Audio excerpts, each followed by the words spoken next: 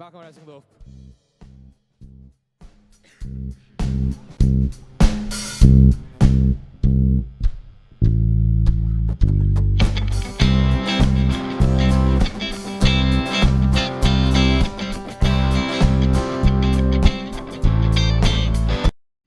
Sikning och hajor, torden ajor, han som innan vi god. Urödlom naton, ävödlom staton, att dig innan vi god. Allt helt. Sikning och hajor, torden ajor, han som innan vi god. Urödlom naton, ävödlom staton, att dig innan vi god. Tunga ena fisk och jotta och till vi att det var jackna fyret här som herra du i nax det här i god och med vi när vi ska innan vi är god.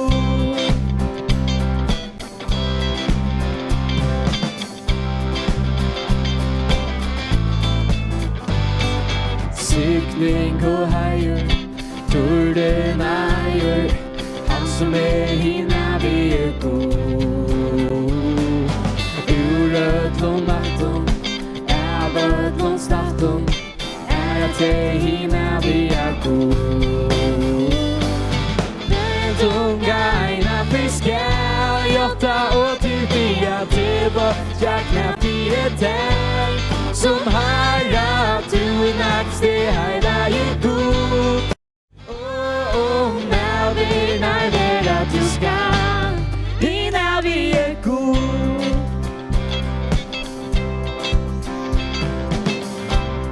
Så jag drar ner. Du heila vår herre och konkurrent.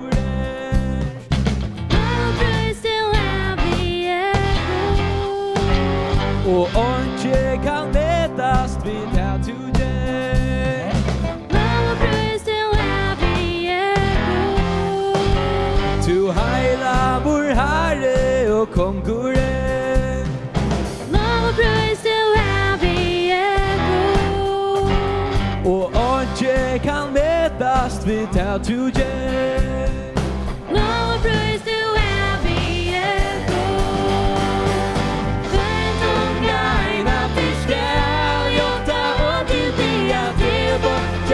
fyret här som här du i nax det här i god. Men vi när att du ska innan vi är god.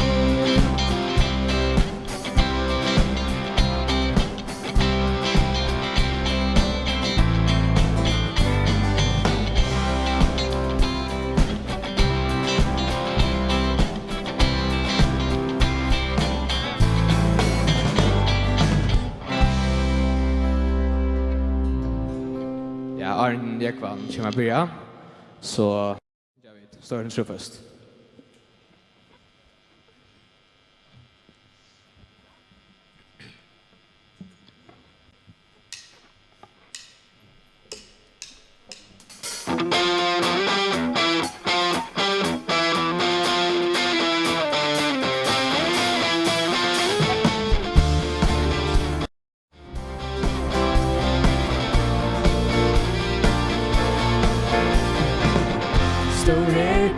True feste och god. Vi hjärsta syndar ströjer du.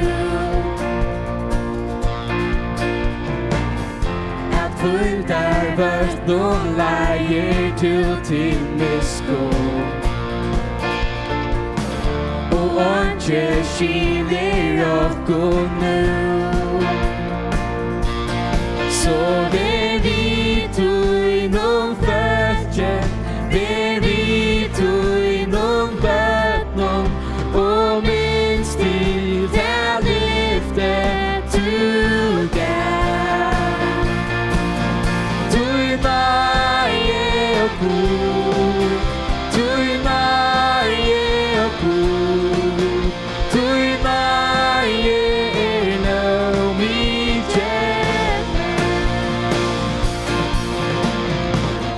Sorur ui måte kærleika Ta veik og tjevur styrkjena Ui sonje frelsom nei du leier okkom Du fattar tjevur durdena Så ver vi inom följe Ver vi inom bötnon Och minst till jag lyfte du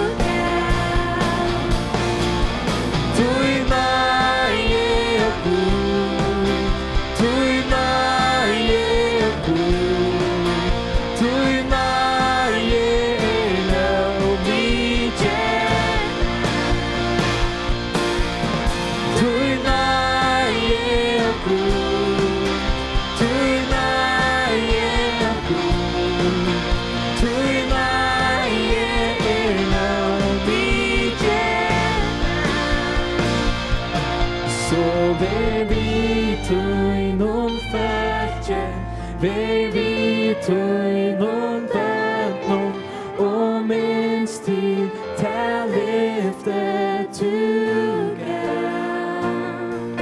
Så ver vi inom följe Ver vi inom bötnon Och minst till ta lyfte tuga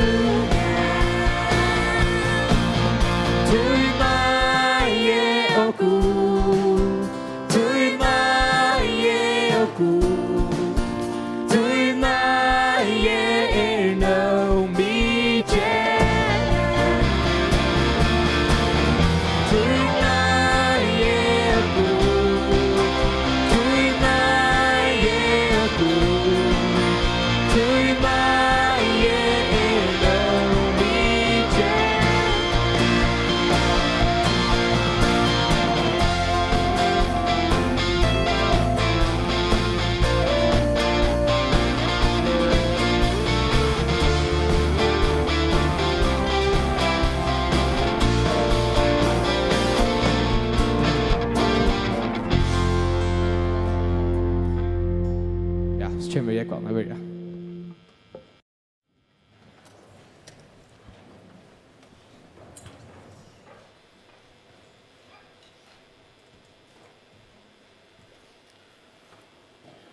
God kveld. Det er deilt ikke at søkja til kom. Velkomna møte oss i kveld. Evne for disse møtere er at møte gode. Dette at møte gode er en helt øyelig stor henting som vil komme til en av fire løyvene. Anten så er det en med en liv av hesmøyen, eller er det tyvärr ikke fyrre enn da vi stod inn i avlagan. Jeg skal ikke være lenger nå i innleggingsene, men det er bare helt kjøtt og klart og tøylig sette fram for tykken til at det stand og alt vi er avgjør i kveld. Du skal ta en avgjør i kveld, først om du velger å sette til å litt av Jesus Kristus. Og det som han har gjort fire til og fire med. Nemlig at han tok leiene fire okkom inn i deian. Således at vi som trygg var han skulle være frelst. Og tog er dette min innerlige bønn til tøyne kveld, at om du ikke kjenner Jesus, at du så åpner du hjertet opp i kveld, og jeg vil høre hva han hever av båda til. At han har ta er nye herfra, ta for Philip at innleie av bønn, så får jeg synes noen sanger, og så kommer Gunnar til alle til dere. Her er sikt dere.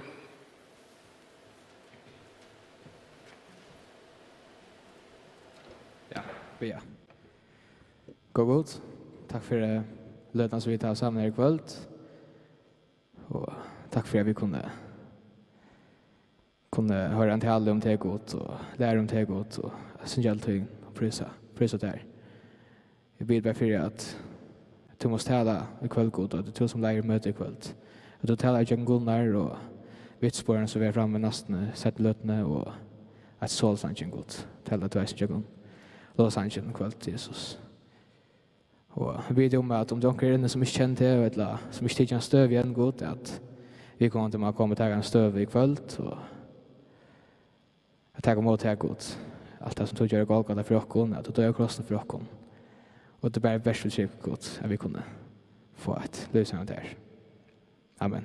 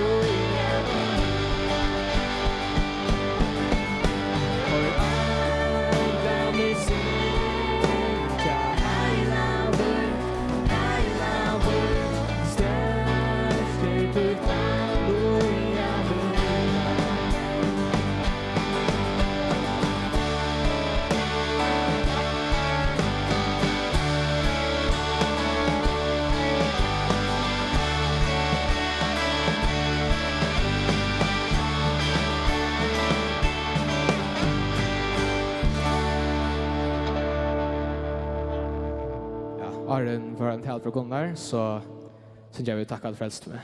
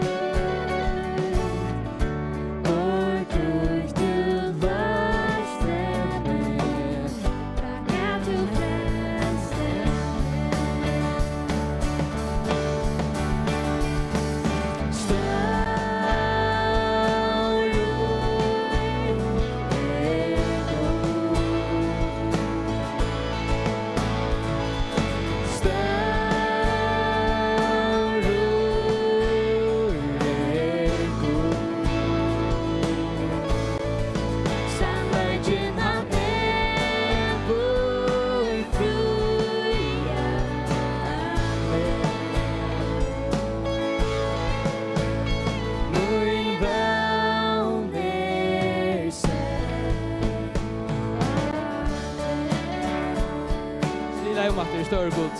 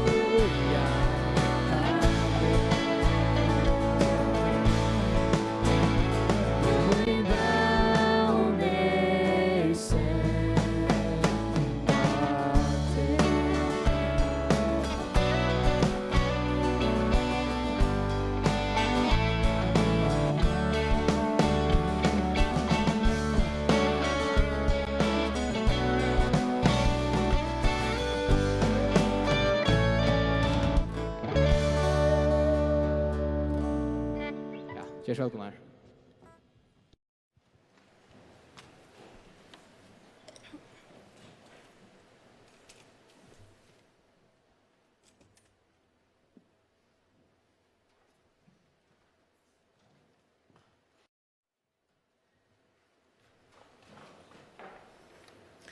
Ja, god kveld. Det er deilig å kunne være her i midten til kun, og låsynja herranon, og deilig at, nå så ikke hvordan jeg var, men jeg sa jeg bedre å være nere, men at det er sånn jeg som er kommet sammen, men er at vi skulle være sikne av herranon, og at herren skal røre gjørst åkere. Vi andas høynon og åres høynon. Første for lovsanger tjatikkon av hjärsta kan ha en veldig avvarskan av folk. Et la ungdom. Jeg kjenner ikke støvna til alle som er kommet inn her i kveld, men jeg er ordentlig glad for at du er kommet, eller jeg trykker ikke på at det er en tilfeldighet. God virker i sin store røye, og at du er her i kveld, er ikke noe tilfeldighet. Jeg minnes, i 1995 var jeg første for å Sarepta av 18 år eldre, og jeg var frelstor da. Jeg var akkurat blitt frelstor til sommeren. Men jeg minnes det jeg kom opp i salen, når jeg var teknisk sikkerveri av Sarepta, man går ikke opp trappene.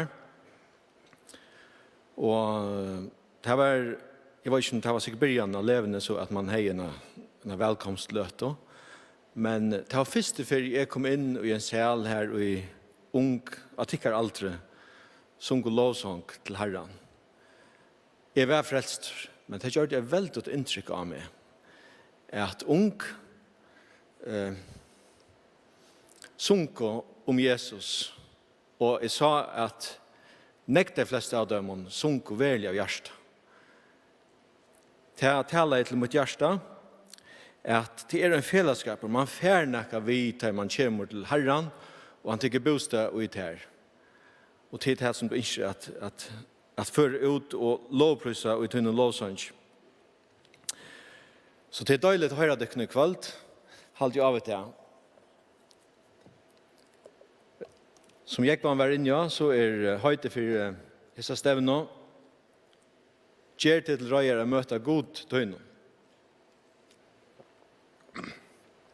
Som jeg var nøysen var inne, så kom av det ødla møte god i okkara. Ødl her inne, hver den øyneste i øyn, kommer at møte god. Jeg kommer å møte god, du kommer å møte god. Amos sier vi Israel, og i Amos tal som det er så 18 for meg, gjør det til røyer at møte gode tøyner. Jeg har også synder om det her, at møte god. Og jeg har også at jeg fatter og tøy som vil lese om i evangelien om en mann, av hele andan var bliven i bostrøm, han var at han skulle møte frelsere Israels. Åren han døde. Så her har vi en mann som bojer etter frelseren. Vi leser om han i Lukas kapitel 2. Jeg leser fra vers 25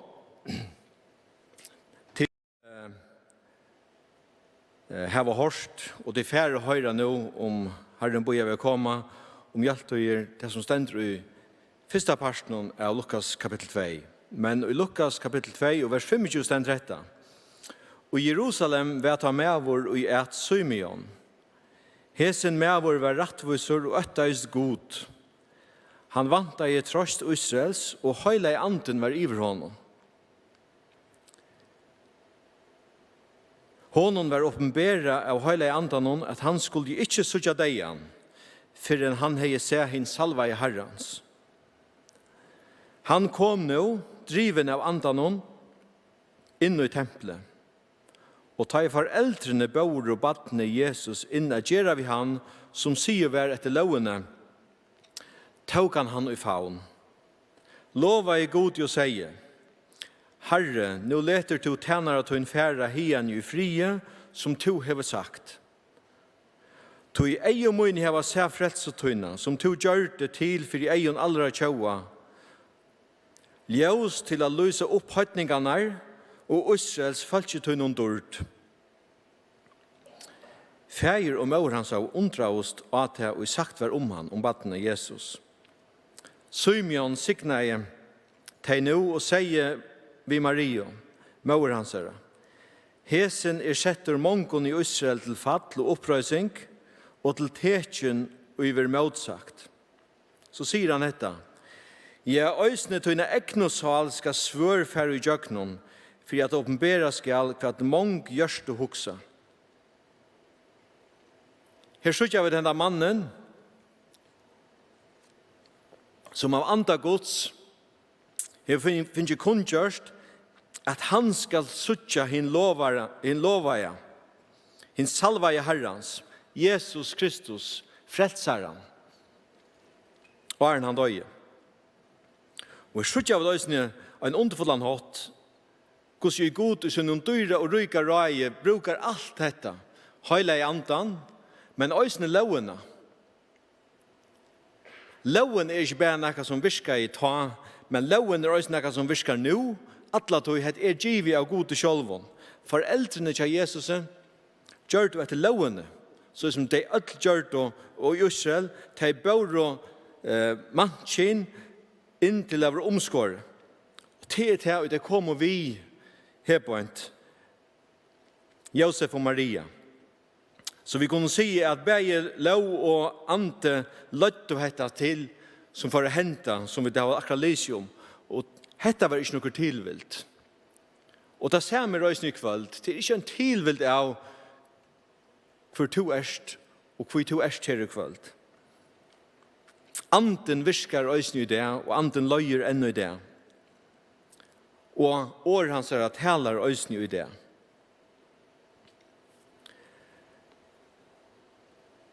Ta Jesus Symeon hever se Jesus, så han finnes etter åpenbære av andan. Han driven, og han ser etter baden, og han teker det i faun, og han lover god, og sier, hette frelsan. Jesus, som er lydig baden, sier ånds. Det er hele anden som åpenbærer hette for Symeon, og helt even naturlig han hatt. Og så les det øysene tid, ta i anden åpenbærer seg. Anden åpenbærer for deg. Og til å vån og bøn med nere i kveld, at anden brukar årgods at åpenbæra og gjørst om tikkara for god for Jesus og for anden og at to har bruk for Jesus Krist. Hetta og underfotland, even naturlig han hatt, løtt i ante Symeon hendan dagen til å suttje etter lytla badne. De var driven nian i tempelet, som hetta badne i øyne var båret nian. Og han sa frelsena. Han sa hendan Jesus, som ikke har sagt nækka, som var en lytebaten, hvordan kunne dette være en frelsar. Og foreldrene, tjøy som batene, de lykkes som øyne reagerer, de undrar oss at det, og sagt var om han, om dette lytla batene. Da sier Symeon hette her vi Jesus her. Ja, øysene tøyne ekne sal skal svørfære i jøknon, for at åpenbæra skal at mong gjørst og hoksa. ofta vill det siba till här point att det som Maria här för profetera av Simeon till att Maria innanför det var jag nu livet samman med Jesus och Jesus vill lätta ut av Golgata kross och han vill hänga på krossen. Ta Maria här point och det var sal hennara. Det har ofta sagt om det. Men ett sikt vid att ligger oss näck anno ut i hetta är att Jesus Kristus, självt om han var lite på att vi läser här på och Jesus var en god lärare och han gjorde under och han läckte folk. Det som Jesus ösen ger, han klyver. Du måste ta en stöv till Jesus Kristus. Tog vad säger Simeon på en åren, hesen setter mångon i usse til fall og opprøysing, og til tekjen ui være motsagt. Simeon visste at Messias var profetera av. Simeon visste vel hva Isaias skriver i kapitel 2, 3, da Isaias profeterar om Messias som skulle komma, frelsare, Guds som skulle frelsa folk. Eisen det som stender i Jeremias, kapitel 23, alt det her hever Simeon vita. Men det som også med Simeon eisen hever haft grøtt for i eia, det det som stender i Salme 118. Salmer 118 en underfotler Messias salmer, kan man säga, en messiansk salmer här i ta vill tacka Herran om för han och om nöje Herran som vär i alla räver. Ta säger han således, lät mig upp rättvises pastor, fär inom dig och tacka Herran om. Hette pastor Herrans, rättvis fär inom dig. Rättvis fär inom dig. Tacka där till du svärar mig och varst mig till frälso. Så sier han detta. Steineren som tar bygd og vrek av. Steineren som tar bygd og vrek av vår en hoddensteiner. Fra Herren under detta komme til underfullt under egen okkara. Hesen dævren og i Herren hever gjørst. Læt jeg kom feknast og gledes i hånden. Akkurat som Jekvann var inne i øyne til. Hette dævren. Det ikke en tilvilt du erst her i det. Det nå det frelse dæver. Men akkurat som i salmen her, hesen hoddensteiner, han skal øyne være til fall, til det var vreka han. Hette øyne profeti som Simeons og øyne sier her på en. Hesen setter mongen i øyne til fall, opprøysing, og til tekjen og i vir motsagt.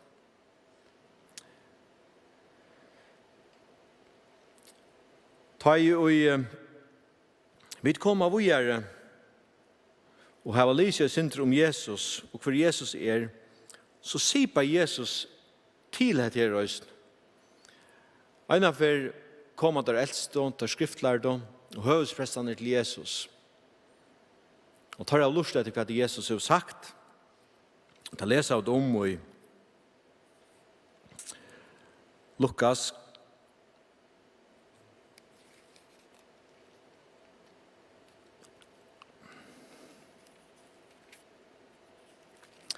Kapitel 20 stendur. Som han nå en dag lærte folk i tempelen og kunngjørte evangeliet sti og høvdsprestene og hinne skriftlærte fram sammen vi eldste. Og der tala og så til hans herre. Si okkon, vi kvar jo en myndeløyga gjerst og hetta. Eller hver det og jeg giver der henda myndeløyga. Så sværer han da i mån. Og jeg skal spyrja tikkun om året, si meg til.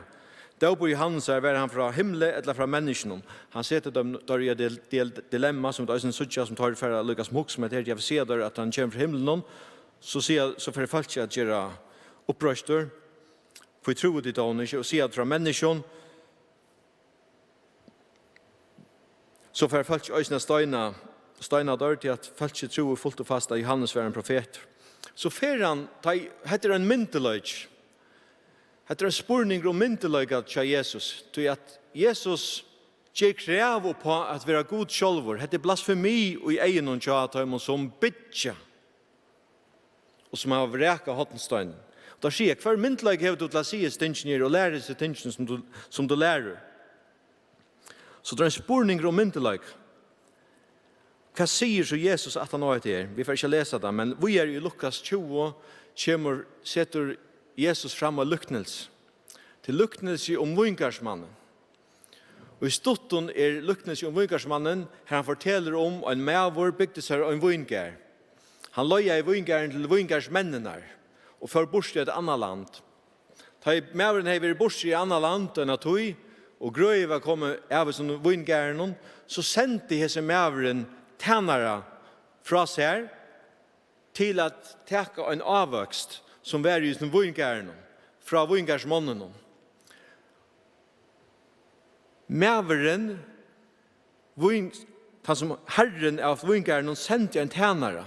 Og tjänaren har en myndeløyga som han ber visser til han for etter avvoksen. Vingarsmennene skjøtter den tjänaren og tar boka bare til og sender han av sted etter utan nekka. Hetta forteller han, så sier han, så sendte han atra en tjänare. Hette Jesus som forklarer det for som høvdspresten eldst og de skriftlærte. Sender atra. Hva henter? Tar boka han atra den tjänaren og han får ångan avvoks og sender av sted etter. Trefer blir tjänare sendt fra herran. Hva henter? Det samme. Men nu ber ikke der boka av, men nu boka der han så ytterlig av at han blødde. Og der kastet han ut. Ta sier vingarsherren hetta, hva skal jeg gjøre? Så sier han hette her, det er Jesus som forteller. Jeg skal sende son min, hin elsker jeg. Tar for at korsen jeg har viring for i hånden. Så sier han fyrstan, men tar vingarsmennene sjå han, løtte tar opp rak hver vi annan og søtte, heter arvingen. Lät jag kon drepa han, så arvring kan være okkara. Tar kasta av han ta ut ur vingaren og drop han. Kvært for nu vingarsherren nu a gjerra vi tar. Han for å komme og gjøre enda hesen vingarsmånen og lette ærer få av vingaren, tar der hørt vetta, søtte der, til vi aldre. Så hukte Jesus opp, atar og svære til å sige, kvært det hetta som skriver og så viser han atter til Samasholm, som er 118, Støyneren som var vreka av tøymon og bygd er våren hotstøyner. Kvørt han og detter om hendastøyn skal bråta seg sunter, men tann og handfettler av skal han såra.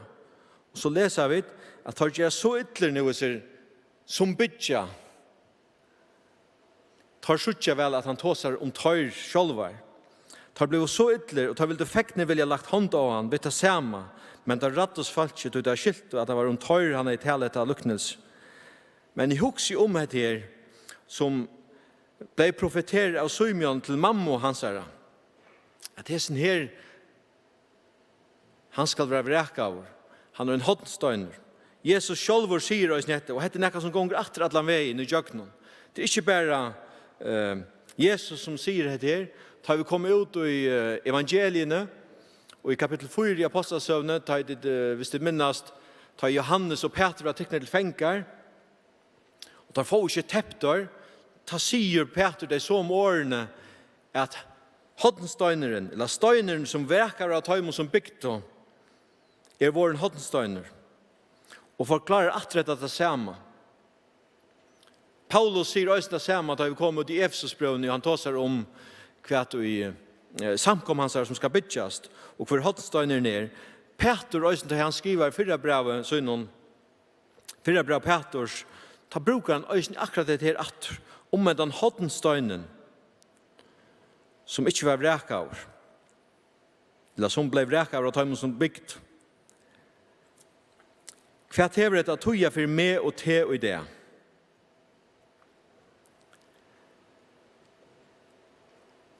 Hetta luttla badne som ble båret inn i tempelet hendan dagen hever å metalja nek å sige.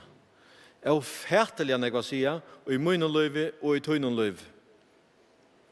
Akkurat som i luknelsen noen, hei færen ikke sendt sin elskede son som han elskede inn, og han visste nok at det lakna han kjøsten sonen for å være.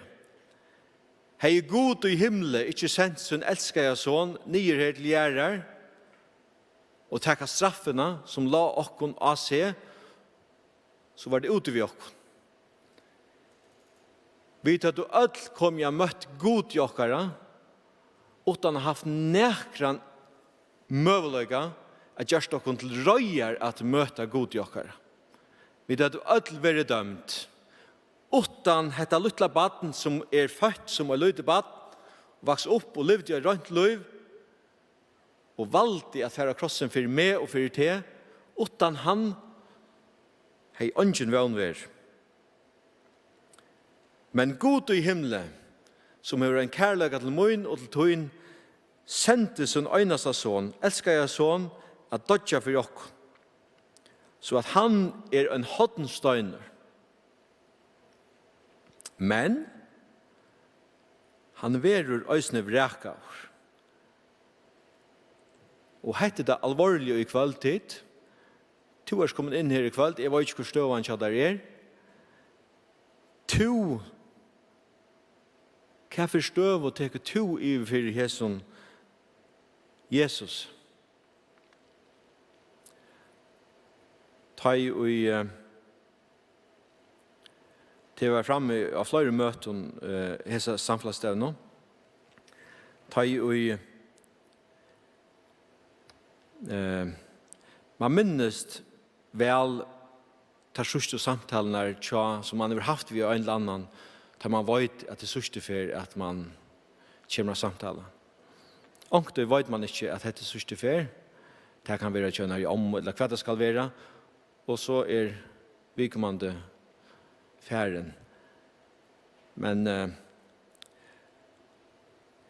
tar man vet at det sørste for, eller det er en av sønnaste ferien når man tåser sammen, så minnes man hva det blir sagt. Da Jesus sier, eller tåser vi lærersvenner skjønner, i Johannes kapittel 14, ta Jesus fullgrøyer iver at dette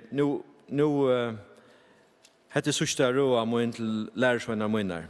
Jeg vet ikke hvordan klarer at lærersvennerne var ivret der, at nå var ikke nekve etter til at Jesus ikke var mer i midteldøra. Men hva sier han da? Da sier han dette som vi kjenner så vel. Hjertet tykker øttest ikke til trygg var god, trygg vi er med vi.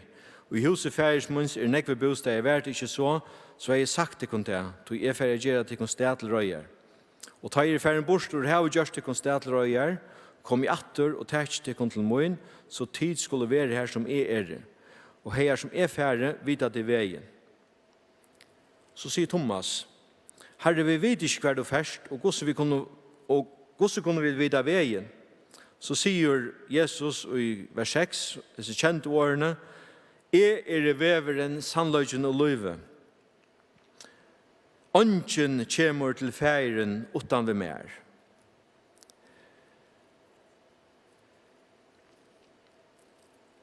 Trust du, og så sier han i vers 20 junter, trust du ikke at i feiren og feiren mer, årene av talaltikere tal ikke av meg selv, og feiren som ui mer bor, han gjør verskmunne. Trykk vi mer at i feiren og feiren mer, og om ikke så lete versene selv få tykkene trykk vi mer.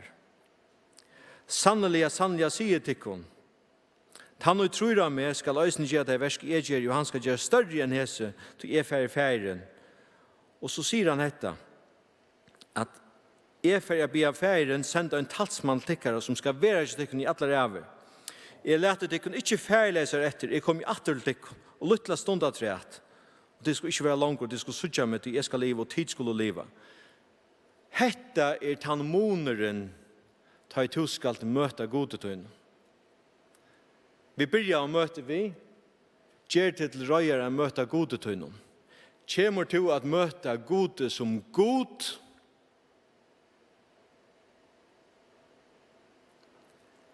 etla kjemur til at møte gode som feir tøyne. Hette måneden dit. Hette den viktigaste spårningen jeg setter her i kveld. Kjemur til at møte god som god, etla kjemur du at møta gode som feirtøyne til tvinnekoster. Og hette det som skiler okkom fra og noen avion forteping bort fra gode og en evig løyve sammen vi god. De som kommer at møte gode sønnen, som feir sønnen, og i djøknen Jesus Kristi, de er et evig løyve sammen vi honom, og i alle ev. Og bønnen min at anden taler til tøyne kveld, inne til hjärsta, nu, at du en syndare, og utan at vi har leten i Jesus Kristus, og hans rattvise, så at hans blå kan rensa det, så du en syndare. Og du kommer å møte en høyla von gode, som rattviser, og ikke kan heva synd i sine nerver. Og du kommer å møte gode som god. Jeg skal enda ved åpenberingsene, kapittel 20. Vers 11 sier såleis. Jeg sa nå størst kvitt hasett, og han som ute sett, for i Asjan hans flytt og gjør og himmel, og stever ikke funnet tøym. Og jeg sa henne deg jo, stør og små standa for hasetten. Bøker var latnar opp, og andre bøk var latnar opp. Det var bøk livsens. Henne deg jo var dømt etter tøy som var skriva i bøkene, etter verskene sønnen. Heve gav atter henne deg jo, som uttøy var, og deien og deir ikke gav atter henne deg jo, som uttøymon var. De var dømt først etter verskene sønnen. Deien og deir ikke var kastet i eldsjegven, til en annar deien eldsjegven. Om onkur ikke fann skriva i bøglufsens, var han kastet i eldsjegven. Hetta tid er tid suttja tikkara støvo, koma til Jesus, og suttja han henga av krossen for tøynar synder, og jotta tikkara synder i for honom, takke mot honom, så han kommer inn i tikkara hjärsta, heile anden tikkara bostad i tikkara hjärsta, og du blir enteføtter, du får et nytt liv, og et andaligt liv, god hever givet der ta et evet liv, og du vil skriva av i bøg livsens. Så at du får et evet liv sammen med honom. Ta i Symeon, og du vil det gjøre, Symeon hei finnes etter åpenbæra, som vinner vin omgångst Herren tann og øttastan. Det stender oss ned at han skal kunngjøre honom sottmala hansara, sottmala gods. Det er det som jeg tykker Symeon hever gjørst. Symeon hever øttast Herren god, og han finner en åpenbæring fra heile andanon, om at han skal sutja frelse gods.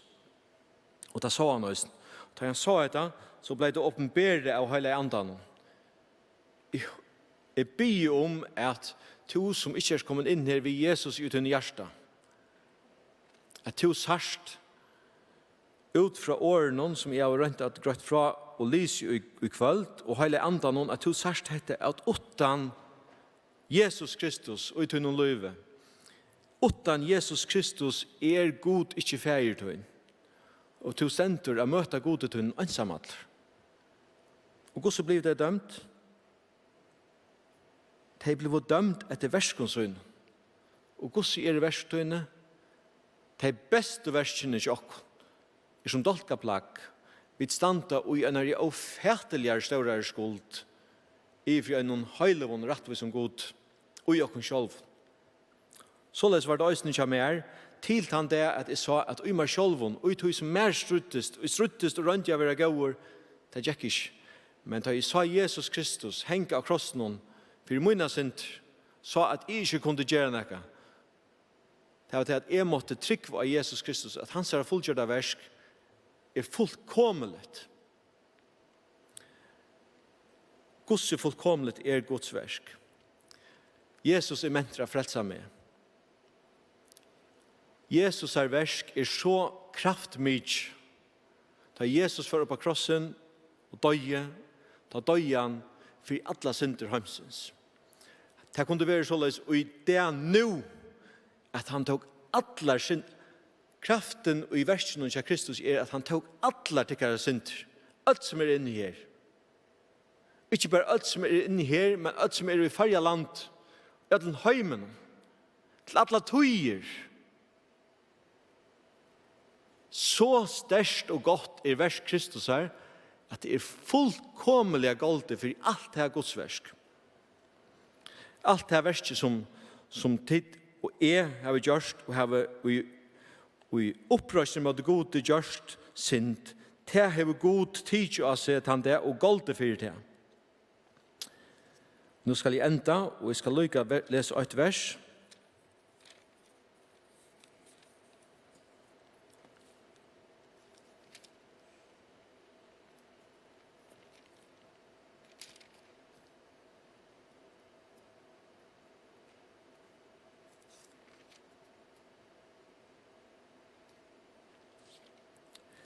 Eisne tikkon som eina for var gjørt honom fremmand og var futjender av sinna leie. Og i noen øndoverskon, tikkon hever han til nå gjør sottmalan sottar vi holdsliga med hansara vi deianon for jeg fører tikkon fram for asjon hansara, la suina, høyle, lydaleis og aulastande, så satt som tid vera verande i trunne grundfast og fast, og leta tikkon ikkje vika fra vevn i evangelium som tid av hårst, som prætik for i ötlun skapningen under himle, og hver tænare Paulus i våren. Hette tæn frelsan som god til vår giv og Jesus Krist. Ta i rombergar fyrr, sette folk i fangsel, så skriva av der hva de akaran vær, og fangsle. Og det det som Øystein vil skriva vi jo i Hebant, og i samme brev. Og ta vi kommer til å i fangselen så langt som domeren vær, så ble det kvitta for det. Og så størst vers godstid, og Jesus Kristus, da han døde av krossen, at allar akar, allar synder heimsens var skriva i nyret, så det kunne bli kvitta i. Vi altså frelst? Nei, tid. Det bare at han som teker imot frelsa Guds fevner om allan heimen, all mennesker heimen, om de vilja bli frelst. Om de vilja bli frelst. Vil du bli frelst ur kveld? Bøn må at du sørst henne støv, og om du ivast ut som jeg har sagt i kveld, eller varst ikke akkurat hver du erst, så er du mer enn velkommen at jeg kontakter meg i pausen eller noen annen her på en. Godt for å være med, så kunne vi bya sammen. Det hette det som er tøytning. Erst du til røyere møte gode døgnet. Møter du han som gode, høyla han, og vil du dømt etter verskontøgnet, eller møter du han som feier til at du er til Jesus Kristus, til at du trøst av Jesus Kristus. Det tøytningen, og det det som vi ikke at boa i kveld. Amen.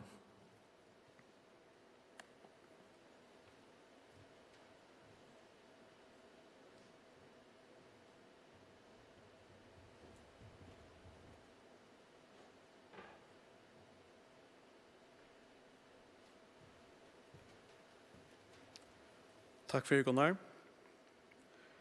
Leser i Apostelsønnen kapittel 4, vers 12.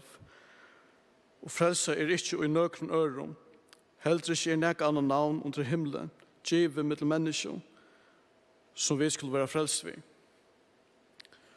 Og jeg legger også om at det er imse lærdommer som i heimen.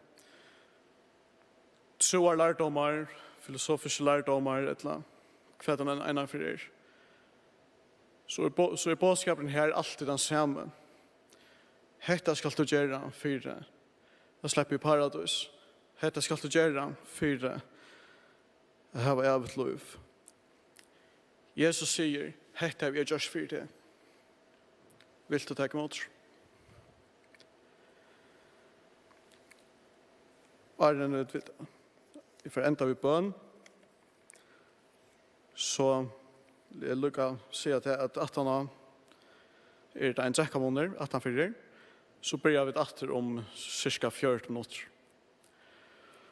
Heller gode feger, takk for det som vi bor fram. Takk for det at enn frelse å finne ved krossets fot. Takk for det at du nøye nok for dere, Herre. At han synd som så vidt i, han synd som vi dalt dere, han synd som er sett fotjeskap med lokken til at to hever gold igjen for jokknar. Tu har just tu har teacher alla han tunga vägen för oss. Tu har bor allt det så står och i mode. Och vi ser utsikt att skuldabrev så står och i mode. Så låt sig för han så tror att jag ska äga ett evigt liv. Reiner och fullkommen för att lära sig. Så pröjs och testa för Herre.